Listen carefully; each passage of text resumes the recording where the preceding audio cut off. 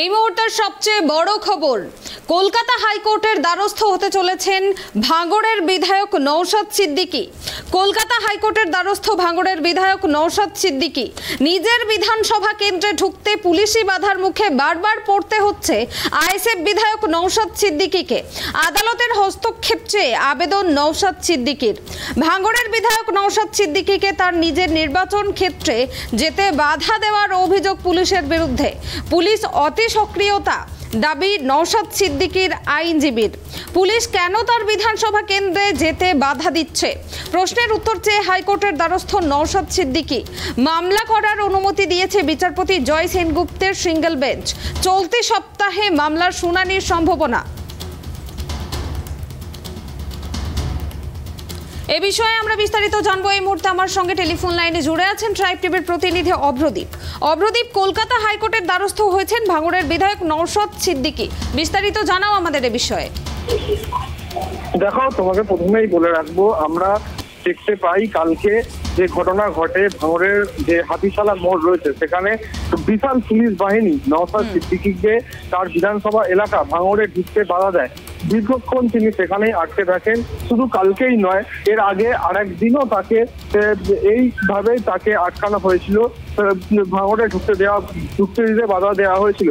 কালকে রাতেই নওশাদ সিদ্দিকী যেটা জানিয়েছিলেন যে তিনি আগামী দিনে কলকাতা হাইকোর্টের দ্বারস্থ হতে চলেছেন। এই বিষয়ে পুলিশের তরফ থেকে দাবি করা হচ্ছিল যে 144 ধারা জারি রয়েছে, তাই ভাঙড়ের বিধায়ক নওশাদ সিদ্দিকীকে ঢুকতে দেওয়া যাবে না।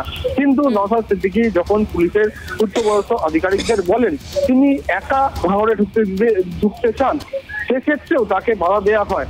আজ সোমবার যেটা আমরা কলকাতা হাইকোর্ট থেকে জানতে পারছি, নিজের নির্বাচনী কেন্দ্রে ঢুকতে দিতে বাধা দেওয়ার অভিযোগ জানিয়ে কলকাতা হাইকোর্টের দ্বারস্থ হলেন আইএসএফ বিধায়ক নওশাদ সিদ্দিকী। ভাঙড়ের বিধায়কের প্রশ্ন, কেন বারবার পুলিশ বাধা দিচ্ছে তাকে?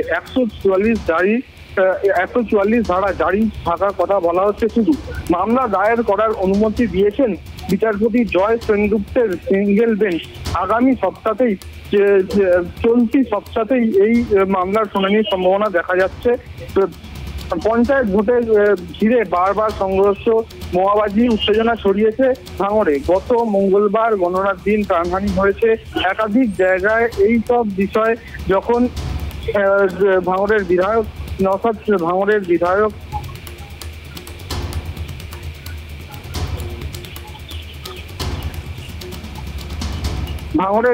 যখন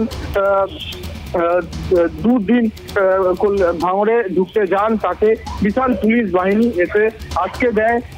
নিউ টাউনের একটি জায়গায় হাতিশালা মোড়ে যেমনটা আমরা দেখতে পাই, একাধিকবার বচসা হয় পুলিশের সঙ্গে, তাও তাকে ঢুকতে দেওয়া হয়নি। 144 ধারা জারি থাকার কথা শুধু বলা হচ্ছে।